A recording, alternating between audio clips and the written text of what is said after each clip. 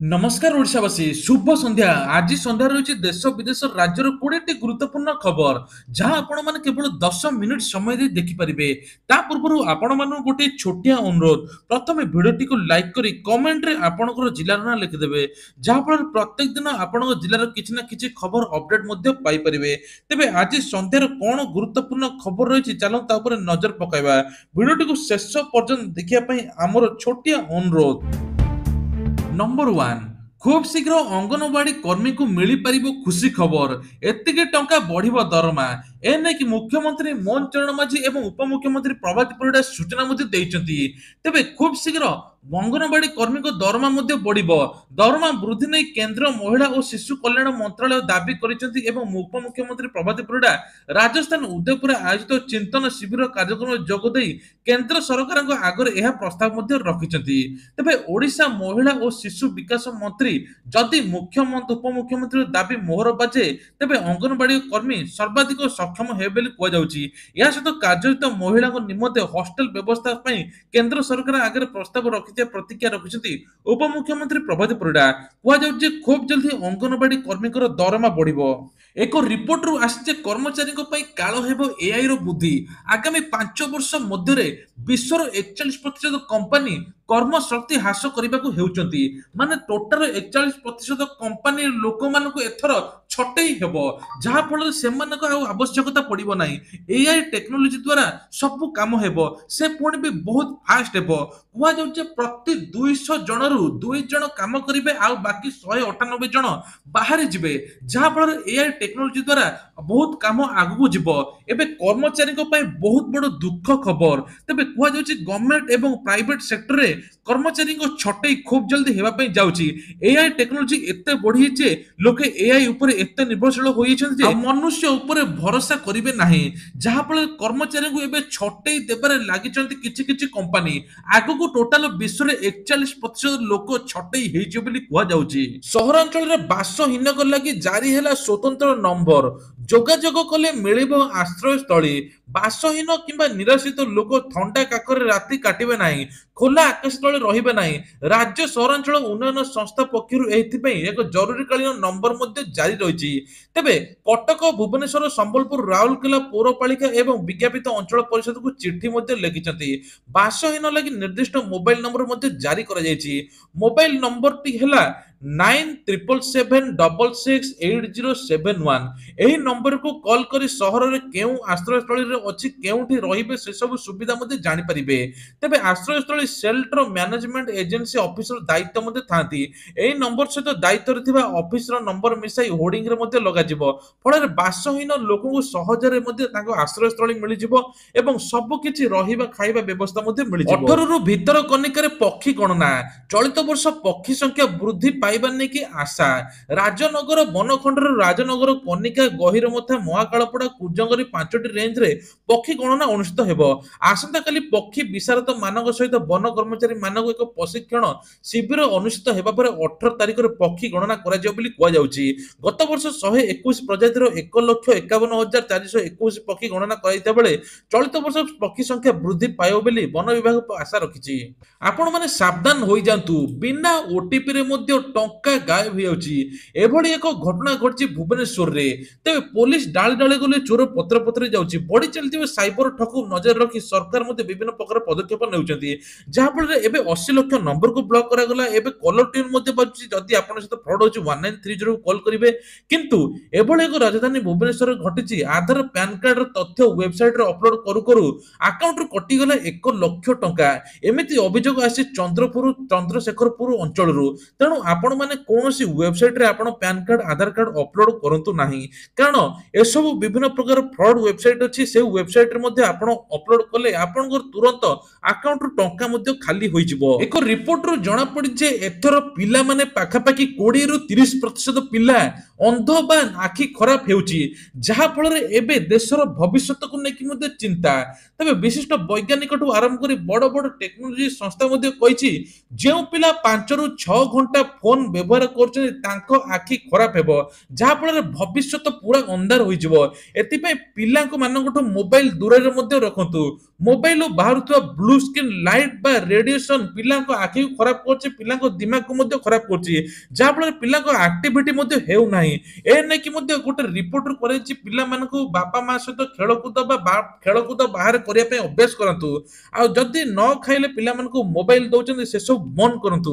କାହିଁକି ନା ପିଲାମାନେ ଏଇ ମୋବାଇଲ ଏତେ ଆଡିକ୍ଟ ହୋଇକି ପାଖାପାଖି ଏବେ ଦେଶରେ ଟୋଟାଲ 20-30% ପିଲାଙ୍କର ଆଖି ଖରାପ ହଉଛି କେବଳ ମୋବାଇଲ ଯୋଗୁରୁ।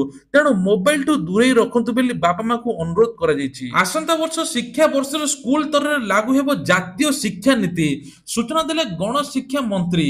ତେବେ କୁହାଯାଉଛି ଏଥର ପିଲାମାନଙ୍କ ପାଖାପାଖି 350ଟି ସ୍କୁଲ ଅଛି ଯେଉଁଥିରେ MOU ସ୍ୱାକ୍ଷର ହୋଇଛି। 156 କୋଟି ବ୍ୟୟ ବରାଦ ମଧ୍ୟ ହୋଇଛି। ନବମ ଏକାଦଶ ଶ୍ରେଣୀରେ ପିଲାମାନେ ନାମ ଲେଖାଇଲେ ତାଙ୍କ ଆକାଉଣ୍ଟକୁ ମଧ୍ୟ ଟଙ୍କା ଯିବ। PMଶ୍ରୀ ଯୋଜନା ପାଇଁ କେନ୍ଦ୍ର ସରକାର MOU ସ୍ୱାକ୍ଷର ମଧ୍ୟ କରିଛନ୍ତି। ତା ସହିତ ମଧ୍ୟ ନୂଆ ଶିକ୍ଷା ନୀତି ହୋଇଛି। ଏଥର ପିଲାମାନେ ନୂଆ ଶିକ୍ଷା ନୀତି ଅନୁସାରେ 3 ବର୍ଷରୁ ପିଲାମାନେ ସ୍କୁଲ ଯିବେ। 3 ବର୍ଷରୁ ଅଙ୍ଗନବାଡି ଯାଇ ପାଠ ମଧ୍ୟ ପଢିବେ। 3 ବର୍ଷରୁ 6 ବର୍ଷ ପର୍ଯ୍ୟନ୍ତ ଅଙ୍ଗନବାଡି ପ୍ରି ସ୍କୁଲ ବା ବାଳ ବାଟିକା ଯିବେ। 6ରୁ 8 ବର୍ଷ ମଧ୍ୟରେ ପ୍ରଥମ ଦ୍ୱିତୀୟ ଶ୍ରେଣୀରେ ମଧ୍ୟ ପଢିବେ। ଏହାପରେ ତୃତୀୟରୁ ପଞ୍ଚମ ତୃତୀୟ ଶ୍ରେଣୀ ବା ପଢିବେ ବୋଲି କୁହାଯାଉଛି। ଷଷ୍ଠରୁ ଅଷ୍ଟମ 3 ବର୍ଷ ମିଡିଲ ଏବଂ ସ୍କୁଲ ପାଠପଢା ହେବ। ପରେ ନବମ ଦଶମ ସେକେଣ୍ଡାରୀ ସ୍କୁଲରେ ମଧ୍ୟ ପାଠ ପଢିବେ। ଏନେଇ ଜାତୀୟ ଶିକ୍ଷାନୀତି ଅନୁସାରେ 18 ବର୍ଷରେ ଦ୍ୱାଦଶ ପାଠ ପଢିବେ ଛାତ୍ରଛାତ୍ରୀ ବୋଲିକି ନୂଆ ଶିକ୍ଷାନୀତି ସୁଭଦ୍ରା ଯୋଜନାକୁ ନେଇକି ବଡ ଅପଡେଟ। ଯେଉଁମାନଙ୍କର ବାରମ୍ବାର ଫିଙ୍ଗର ପ୍ରିଣ୍ଟ ବା ଯେକୌଣସି ଯୁଗରୁ କଟୁଛି ସେମାନେ ଆଉଥରେ ଆପ୍ଲାଏ କରିକି ସୁଭଦ୍ରା ଟଙ୍କା ପାଇପାରିବେ। ସୁଭଦ୍ରା ଆପ୍ ମାଧ୍ୟମରେ ଆପଣ ନିଜ ଆଧାର କାର୍ଡ ଦେଇକି ମଧ୍ୟ ଚେକ୍ ଇନ୍ କରିପାରିବେ। ତେବେ ଅଙ୍ଗନବାଡି କର୍ମୀମାନେ ଗାଁ ଗାଁ ବୁଲି ଏବେ ଭେରିଫିକେସନ ଚାଲିଛି। ଯାହାର 5 ଏକର ଜମି ଅଛି ତାଙ୍କୁ ବାଦ ଦିଆଯାଉଛି, ଆଉ ଯାହାର ଜମି ନାହିଁ ତାଙ୍କୁ ମଧ୍ୟ ଦିଆଯାଉଛି। ଯୋଗ୍ୟ ହିତାଧିକାରୀଙ୍କୁ ସରକାର ବାଛି ବାଛି ଟଙ୍କା ଦେବେ। ତେବେ ବାୟୋମେଟ୍ରିକ କମ୍ପ୍ଲିଟ ହେଲେ କୁହାଯାଉଛି ଆଉ 7 ଦିନ ପରେ ସୁଭଦ୍ରା ଟଙ୍କା ଆକାଉଣ୍ଟକୁ ଆସିବ। ସିଧାସଳଖ ଆକାଉଣ୍ଟକୁ 5,000 ଟଙ୍କା ଆସିବ। ଯେଉଁମାନଙ୍କୁ ଏଇ ମାସରେ ସୁଭଦ୍ରା ଟଙ୍କା ମିଳିବ ନାହିଁ ସେମାନଙ୍କୁ ମାର୍ଚ୍ଚ 8 ତାରିଖ ବା ମହିଳା ଦିବସ ଦିନ ଏକା ସାଙ୍ଗରେ 2ଟି କିସ୍ତି 10,000 ଟଙ୍କା ମିଳିବ ବୋଲି ଉପମୁଖ୍ୟମନ୍ତ୍ରୀ ପ୍ରଭାତୀ ପରିଡ଼ା ସୂଚନା ଦେଇଛନ୍ତି। କହିଛନ୍ତି ଏହି ବର୍ଷ ମହିଳାଙ୍କ ପାଇଁ ବହୁତ ଖୁସି ଖବର। ଏକା ସାଙ୍ଗରେ ତିନୋଟି କିସ୍ତି ମଧ୍ୟ ପାଇବେ। ପ୍ରଥମ ଦ୍ୱିତୀୟ ତୃତୀୟ ପର୍ଯ୍ୟାୟ ଟଙ୍କା ମଧ୍ୟ ପାଇବେ। ତେବେ ପ୍ରଥମ ଯଦି ଯୋଉମାନେ ପାଇନାହାନ୍ତି ସେମାନେ ଏବେ ପ୍ରଥମ କିସ୍ତିର ଚତୁର୍ଥ ପର୍ଯ୍ୟାୟ ଟଙ୍କା ଜାନୁଆରୀ ମାସରେ ପାଇବେ। ତାପରେ ମହିଳା ଦିବସ ମାର୍ଚ୍ଚ 8 ତାରିଖରେ ପାଇବେ। ତାପରେ ତୃତୀୟ କିସ୍ତି ରକ୍ଷା ବନ୍ଧନ ଦିନ ମଧ୍ୟ ପାଇବେ। ପାର୍କିଂ ନିୟମ ଲାଗୁ କରିବେ ମହାରାଷ୍ଟ୍ର ସରକାର। ପ୍ରଥମେ ପାର୍କିଂ ବ୍ୟବସ୍ଥା କର ତାପରେ କାର କିଣ। ଖୁବ୍ ଶୀଘ୍ର ନୂଆ ନିୟମ ଲାଗୁ ହେଉଛି ମହାରାଷ୍ଟ୍ର ସରକାର କରିଛନ୍ତି। ଯଦି ପାର୍କିଂ ପାଇଁ ଗାଡି ରଖିବା ପାଇଁ ଜାଗା ନାହିଁ ତେଣୁ କାର କିଣି ପାରିବେ ନାହିଁ। ଏନେକି ମଧ୍ୟ ସରକାର ରୋକଠୋକ ମଧ୍ୟ ଶୁଣାଇଛନ୍ତି। ତେବେ ଯେଉଁମାନେ ରାସ୍ତା ଉପରେ ପାର୍କିଂ କରୁଛନ୍ତି ସେମାନେ ପାର୍କିଂ ବ୍ୟବସ୍ଥା କରନ୍ତୁ ବୋଲି ରାଜ୍ୟ ସରକାର କହିଛନ୍ତି। ରାଜ୍ୟର ଟ୍ରାଫିକ ସମସ୍ୟା ଦୂରାଇବା ପାଇଁ ଏଭଳି ନୂତନ ନିୟମ ଲାଗୁ କରାଯିବ ବୋଲି ମହାରାଷ୍ଟ୍ର ସରକାର ମଧ୍ୟ କହିଛନ୍ତି। ମଧ୍ୟବିତ୍ତଙ୍କୁ ରିହାତି ଶିଳ୍ପକୁ ପ୍ରୋତ୍ସାହନ। ଫେବୃଆରୀ 1ରେ ଅର୍ଥମନ୍ତ୍ରୀ ନିର୍ମଳା ସୀତାରମଣ 2025-26ର ଆର୍ଥିକ ବର୍ଷର ବଜେଟ୍ ଦସ୍ତାବିଜକୁ ଉପସ୍ଥାପନ କରିବେ। ଏଥିରେ ଅର୍ଥନୀତି ଆଗରେ ଅନେକ ରହିଛି ଆହ୍ୱାନ। ମନ୍ଥର ଅଭିବୃଦ୍ଧି ଚାହିଦାକୁ ଟ୍ରାକକୁ ଆଣିବା ପାଇଁ ଅର୍ଥମନ୍ତ୍ରୀ କରିପାରନ୍ତି ବଡ ଘୋଷଣା। ତେବେ କୁହାଯାଉଛି ରାଜ୍ୟରେ ଏବେ ଯୋଉ ସବୁ ଚାଲିଛି ଦର ବୃଦ୍ଧି କିଛି ପରିମାଣରେ ମଧ୍ୟ କମିବ। ଏଥର ନିଯୁକ୍ତି ଏବଂ ଘରୋଇ ଉପରକୁ ମଧ୍ୟ ଘରୋଇ ଚାକିରି ଉପରକୁ ମଧ୍ୟ ଏଥର ନିୟୋଜିତ କିଛି ହବ। ତା ସହିତ ମଧ୍ୟ ନୂଆ ନୂଆ ତାରିଫ ସହାୟତା ମିଳିବ ଏବଂ ଟିକସ ମଧ୍ୟ କମିବ। ଏନେକି ଆଗକୁ ଫେବୃଆରୀ 1କୁ ଅପେକ୍ଷା କରିଛନ୍ତି। ଭିନ୍ନକ୍ଷମକୁ ମିଳିଲା ବିଦ୍ୟୁତ ଚାଳିତ ଅଟୋ। ଭିନ୍ନକ୍ଷମକୁ ସଶକ୍ତି ସ୍ୱାବଲମ୍ବୀ କରିବା ପାଇଁ ମୁଖ୍ୟ ସ୍ରୋତରେ ସାମିଲ କରିବା ପାଇଁ ସରକାର ବିଭିନ୍ନ ଯୋଜନା ରଖୁଛନ୍ତି। ଏହି କ୍ରମରେ ଭିନ୍ନକ୍ଷମ ସୁରେନ୍ଦ୍ର ବେରୁକୁ ରାଜ୍ୟ ସରକାର ତରଫରୁ ମିଳିଛି ବ୍ୟାଟେରୀ ଚାଳିତ 3 ଚକିଆ ଅଟୋ। ଏଥର ସରକାର ମଧ୍ୟ କହିଛନ୍ତି ଭିନ୍ନକ୍ଷମ ଏବଂ ଦିବ୍ୟାଙ୍ଗ ଲୋକଙ୍କୁ ଅଧିକ ଫୋକସ ମଧ୍ୟ ଦେବେ, ଯାହାଫଳରେ ସରକାରଙ୍କର ସମସ୍ତ ସୁବିଧା ମଧ୍ୟ ପାଇପାରିବେ। ଖୋର୍ଦ୍ଧାରୁ HMPV ରୋଗୀ ଚିହ୍ନଟ ଖବର ମିଛ, ଭୟଭୀତ ହୁଅନ୍ତୁ ନାହିଁ। ଏନେକି ଜନସ୍ୱାସ୍ଥ୍ୟ ନିର୍ଦ୍ଦେଶକ ମଧ୍ୟ ସୂଚନା ଦେଲେ। ତେବେ ଖୋର୍ଦ୍ଧାରୁ ଏକ କାଇପଦରୁ ଏକ HMPV ରୋଗୀ ଚିହ୍ନଟ ହେବା ଖବର ମିଛ ବୋଲି କୁହାଯାଇଛି। ଏହି ଖବର ସମ୍ପୂର୍ଣ୍ଣ ମିଛ। ଏନେଇ ଜନସ୍ୱାସ୍ଥ୍ୟ ନିର୍ଦ୍ଦେଶକ ଡାକ୍ତର ନୀଳକଣ୍ଠ ମିଶ୍ର ସୂଚନା ଦେଇଛନ୍ତି। ସେ କହିଛନ୍ତି ବର୍ତ୍ତମାନ ସୁଦ୍ଧା ରାଜ୍ୟରେ HMPV କୌଣସି ସୂଚନା ନାହିଁ। ଏବେ ସୁଦ୍ଧା ରାଜ୍ୟରୁ କେହି ମଧ୍ୟ ସଂକ୍ରମିତ ହୋଇନାହାନ୍ତି। ତେଣୁ ଆଦୌ ଭୟଭୀତ ମଧ୍ୟ ହୁଅନ୍ତୁ ନାହିଁ। ଯଦି ଆପଣଙ୍କୁ ଜ୍ୱର ଥଣ୍ଡା କାଶ ଛିଙ୍କ ବା ଅଧିକ ଦିନ ଲାଗି ରହୁଛି ତୁରନ୍ତ ଆପଣ ମେଡିକାଲରେ ମଧ୍ୟ ଚିକିତ୍ସିତ ହୁଅନ୍ତୁ ଏବଂ ଟେଷ୍ଟ ମଧ୍ୟ କରାନ୍ତୁ। ଦିଲ୍ଲୀରେ ଗ୍ରାଫ 4 କଟକଣା ଫେରିଲା, ଘନ ଧୁମ କୁହୁଡିରେ ଜନଜୀବନ ଅସ୍ତବ୍ୟସ୍ତ। ତେବେ ଗତକାଲି ମଧ୍ୟ ଏତେ ଘନ କୁହୁଡି ହେଇଥିଲା ଯେ ପାଖାପାଖି 250 ବିମାନ ବିଳମ୍ବରେ ପହଞ୍ଚିଥିଲା, ହଜାର ହଜାର ଗାଡି ରାସ୍ତାରେ ମଧ୍ୟ ଅଟକି ରହିଥିଲା। ଆଜି ମଧ୍ୟ ସେଇଭଳି ଦେଖାଯାଇଛି। ତେବେ ଘନ ଧୁମ କୁହୁଡି ଯୋଗୁଁ ଦିଲ୍ଲୀକୁ ଘେରି ରହିଥିବା ଆଜି ବାୟୁ ଗୁଣବତ୍ତା ସୂଚକାଙ୍କ ବିପଦଜନକ ଭାବେ ଗମ୍ଭୀର ଶ୍ରେଣୀରେ ପହଞ୍ଚିଛି, ଯାହାକୁ ନେଇକି ଚାରିଆଡେ ମଧ୍ୟ ଚର୍ଚ୍ଚା ହେଉଛି। ଆଜି ସନ୍ଧ୍ୟା 6ଟାରେ ଏକ୍ୟୁର 400 ଅତିକ୍ରମ କରିବା ବେଳେ ଏଭଳି କଟକଣା ଲାଗୁ ରହିଛି। ପୂର୍ବରୁ ସୁପ୍ରିମକୋର୍ଟ ନିର୍ଦ୍ଦେଶ ଦେଇଥିଲେ ଯେ ଏକ୍ୟୁର 350 ରୁ ଅଧିକ ହୁଏ ତେବେ ଜିଆରଏପି ତୃତୀୟ ପର୍ଯ୍ୟାୟ କାର୍ଯ୍ୟକାରୀ କରାଯିବ ବୋଲି ଆବଶ୍ୟକ ହୋଇଛି। ଏହା 400 ଅତିକ୍ରମ କରେ ତେବେ ଚତୁର୍ଥ ପର୍ଯ୍ୟାୟ କଟକଣା ଲାଗୁ ତୁରନ୍ତ ପଦକ୍ଷେପ ନିଆଯିବ। ଅନ୍ୟପକ୍ଷରେ ଧୁମ ଘନ କୁହୁଡି ଏବଂ ଯୋଗୁଁ ରାଜଧାନୀ ଦିଲ୍ଲୀର ଜୀବନ ଅସ୍ତବ୍ୟସ୍ତ ହୋଇପଡିଛି। ଅଧିକାଂଶ ଅଞ୍ଚଳରେ ଦୃଶ୍ୟମାନତା ଶୂନ ରହିଥିବା ବେଳେ 250ଟି ବିମାନ ମଧ୍ୟ ପ୍ରଭାବିତ ହୋଇଛି। 26ଟି ଟ୍ରେନ ମଧ୍ୟ ବାଧାପ୍ରାପ୍ତ ହୋଇଛି। ଏଣିକି ଟୋଲ ଟିକସ ଝିଞ୍ଜଟରୁ ମିଳିବ ମୁକ୍ତି, ପାସ୍ ବ୍ୟବସ୍ଥା ଜାରି କରିବେ କେନ୍ଦ୍ର ସରକାର, ଲାଗୁ ହେବ ପାସ୍ ବ୍ୟବସ୍ଥା। ଏହା ସହିତ ଦୂର ହେବ ଟ୍ରାଫିକ ସମସ୍ୟା।